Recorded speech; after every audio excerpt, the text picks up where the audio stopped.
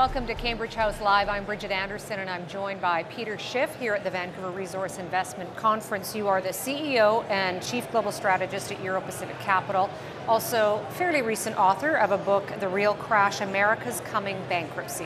Nice to have you here. Thanks for having me on.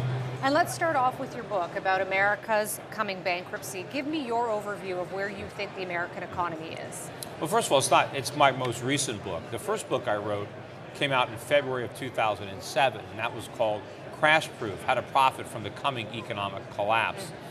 The reason this book is titled The Real Crash is because the economic collapse that I wrote about in my '07 book hasn't happened yet. In that book, I did write about the housing bubble and why I believed it was going to burst, or why I believed there was a bubble. You were right on the leading edge of that. And I wrote about the ensuing financial crisis that would result from the bursting of the housing bubble. And so I did forecast the Great Recession that began in 2007. But more important than that was what I believed would come next. And that hasn't happened yet. That's the real crash. Because what really was worrying me was I was afraid the government would respond to the financial crisis by doing more of the same policies that caused it, which is more deficit spending, more cheap money, more central banking and central planning. And as a result, I think the U.S. economy is now poised for a much bigger collapse. I think that what's coming is a sovereign debt crisis and a currency crisis that will make the financial crisis of '08 look like the proverbial Sunday school picnic.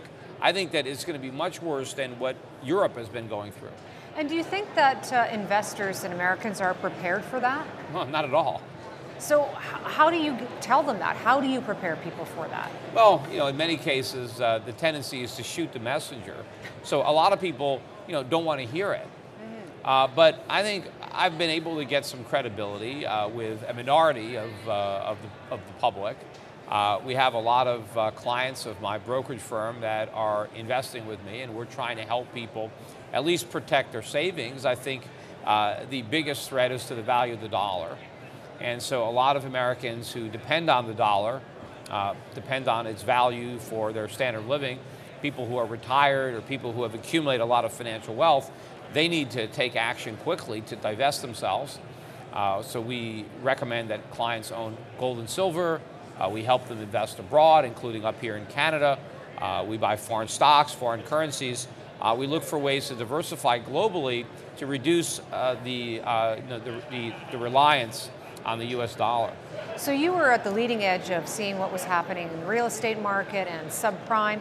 So, and now you're calling for this situation, the basic collapse of the currency and a meltdown in the economy. What do you see that maybe others don't see, or how do you read that? I don't know. I haven't bought into all the Keynesian nonsense. So I think I think a little bit more clearly. It's not that I'm smarter than everybody else. You're looking for different things. Well, my judgment isn't so clouded by a lot of that dogma, and so I think my head's on straight, and I think I can think logically about things. I mean, if you go back to the housing bubble, and so many people just got caught up in the idea that housing prices always rose, that they never bothered to figure what might happen if they fell.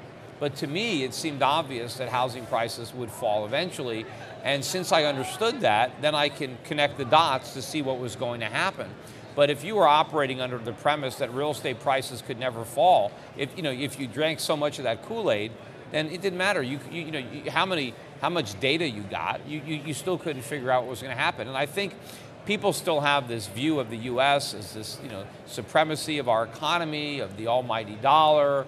We're the biggest economy in the world, and they've lost track of why America was successful in the first place, and why America of today bears no resemblance to America of the past, and that right now we're just living literally on borrowed time.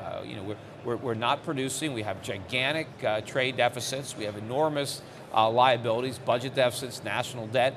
We're borrowing from every country in the world to live beyond our means, and we're now so addicted to debt that the highest interest rate we can afford is zero. And today, President Obama being inaugurated, and we're dealing with another 4 years. Do you see any kind of easing of any of this in the next 4 years? No, I think he might wish that he didn't win the re-election, because I think he's going to have a tough time. He thinks he's going to build this legacy, in his second term. This is when it's going to hit the fan. Also today, he was, he appointed some new cabinet officers. He signed, one of them, we're getting a new Secretary of the Treasury. And as I'm watching him sign this paper, I'm thinking to myself, why do we even have a Secretary of the Treasury? We don't have a Treasury. There's no treasury. We have debt. We need to have a Secretary of the debt. And really the job of the Secretary of the Treasury is basically to convince the world to loan us money, even though we're broke, and even though we're threatening to default if we can't borrow more. So what's the answer then? Increasing taxes? Is that part of the answer? Well, that's not the right answer, but increasing taxes are better than increasing deficits. But the problem is the politicians don't want to tell the voters that they have to pay for government. I mean, they're willing to raise taxes on the 1%, but unfortunately the rich are already overtaxed. They're bearing a disproportionately high burden of the tax, and raising taxes on the wealthy through increasing the marginal rate of income tax is probably going to backfire, because the wealthy just won't work as hard, they won't produce as much, they won't pay as much taxes, they won't hire as many people. Many people might just retire. So if we're going to have more taxes, we need more taxes on the middle class, but the middle class is already struggling with this economy. So the real answer is not taxes, but cuts in government spending. And not just, trivial cuts around the edges. We need real deep cuts. We need to abolish entire agencies and departments. We need to cut, not reform entitlements. We actually need to cut them. Yet governments keep growing, and they're going in the opposite direction. They're growing, and we're already broke. And so we have to have bigger and bigger debts to finance them. But meanwhile, we can't finance them. The Federal Reserve is now monetizing the majority of the debt. Something like 90% of the new Treasury issuance is being taken up by the Fed. And the Fed can only do that as long as the world is willing to warehouse those dollars. And dollars, are piling up in sovereign wealth funds, or in reserves, dollar reserves in central banks all around the world. We're exporting our inflation to other countries instead of real stuff, and so we're exporting our problems. And it's a big burden on the global economy to have to shoulder, to have to subsidize the United States. Okay, speaking of burdens, what happens in the event that interest rates rise? Well, when interest rates rise, the party's over, and that's why the Fed won't raise them. Now, they're going to come up with every kind of excuse why they're not going to raise them, except the truth. The truth is that we can't handle it. The U.S. economy is so addicted, I said, to cheap money, that the highest rate we can afford is zero. Because if interest rates went up, all those big banks that we bailed out with a TARP, they would fail again. And the problem is, because we bailed them out, they got even bigger. And the federal government, the only reason the federal government can service the debt is because the rates are so low. If interest rates went up and America had to pay a legitimate rate of interest on the debt we've already accumulated, we couldn't even pay the interest on the debt, let alone retire any of the principal. So in order to keep the world from recognizing that solvency problem, the Fed keeps interest rates low, but the only way they can do that is to keep printing money, which eventually is going to crash the dollar. Pretty much backed right into a corner you can't get out of then. Yeah, I mean, we are going to be stuck between a rock and a hard place. The Fed is going to have to choose between destroying the dollar and deflating the bubble. But politically, they will resist doing the right thing as long as possible. Because as long as there's a way out, they're not going to do the right thing.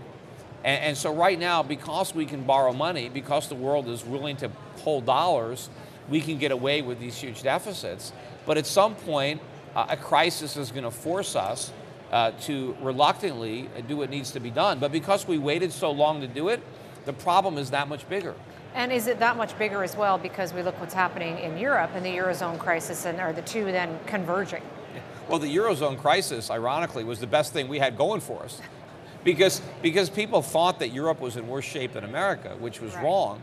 But people were buying treasuries to get out of Eurozone debt, even though we owe more money. I mean, if we were part of the Eurozone, right, the world would be worried about us. We would be one of the pigs. We might even be the biggest pig. But the fact is, we're printing the reserve currency, and so Nobody is worried about America defaulting because they know that we can print. But that is the problem.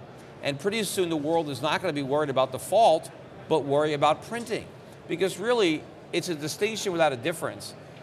Not getting paid back and being paid back in worthless money is the same thing. And ultimately, that's what's going to happen if we keep printing. The money's not going to have any value. So for investors then, if they see what's going on here and they believe what you're saying and they see the implications of that, what do they do next? What are they supposed to do with their money now to remain in a pretty good place and to find opportunities? Get it out of the dollar if it's in the US dollar. But I think you have to look at some of the emerging economies, look at Southeast Asia, look at countries that are doing it right, or at least making fewer mistakes. And so you want to have countries that don't have a big entitlement class mentality where people aren't voting for something from government.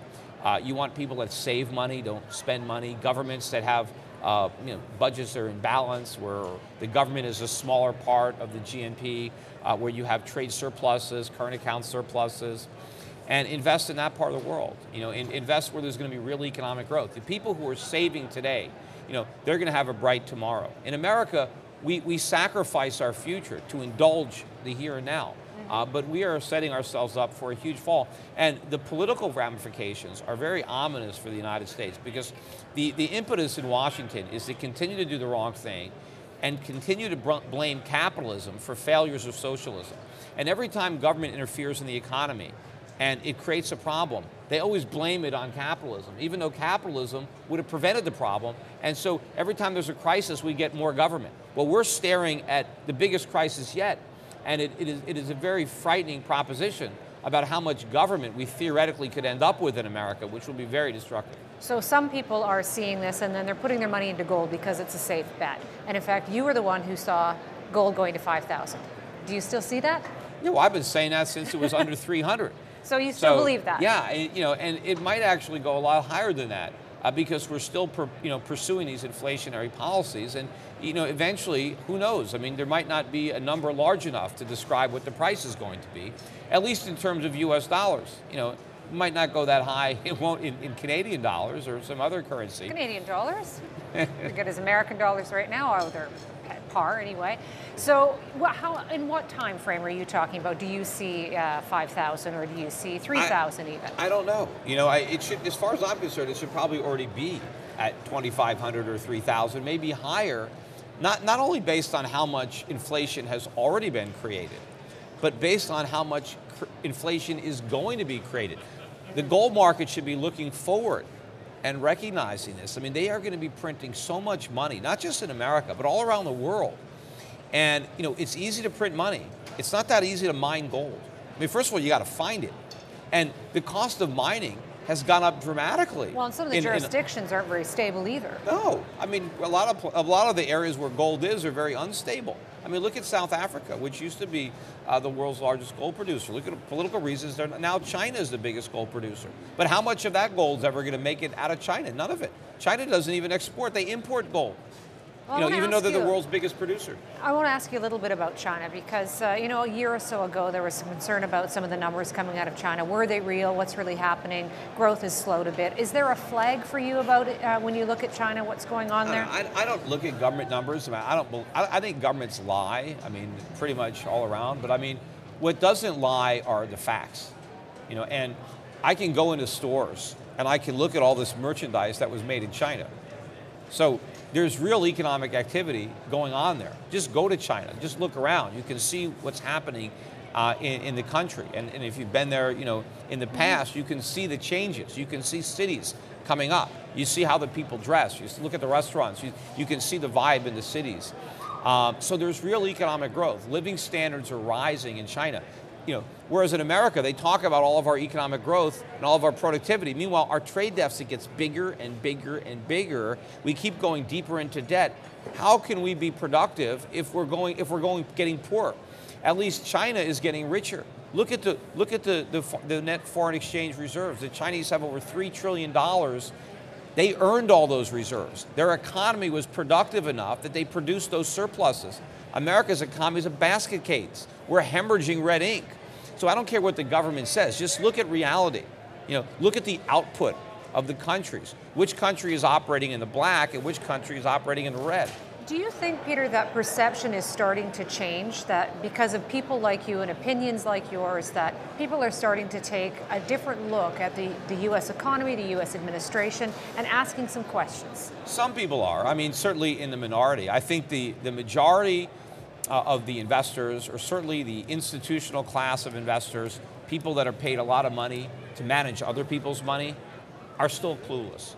I think the same people who were buying all the dot-com stocks at the peak, the same people who were buying mortgages and houses at the peak, they're the same people that are calling the shots now, investing the big money, and they still don't understand what's going on. They still look at maybe the financial crisis of '08 as some random 100-year flood that nobody could have predicted, and they still don't understand what caused it and why this next crisis is going to be bigger. In fact, they just released the Fed minutes from 2007. And none of these guys saw this crisis coming, even though the recession had already started, even though the housing bubble had already burst. And these are the same guys that are in power today. And these are the same guys that are telling us that we don't have to worry about anything. So what's the top thing you're telling investors for 2013? Well, just it's not as rosy as the mainstream spin. The economy is not recovering. We're sicker than ever. We just don't know it yet. There's a lot of talk about Lance Armstrong, right? Because we got the Lance Armstrong economy. I don't know why we are so critical of Lance Armstrong. We ought to just erect a monument to him. We ought to maybe put his image on our money, because our whole economy is based on artificial stimulus. And it's all about Lance Armstrong. Peter, thank you very much. Really interesting conversation. Thanks for having me on.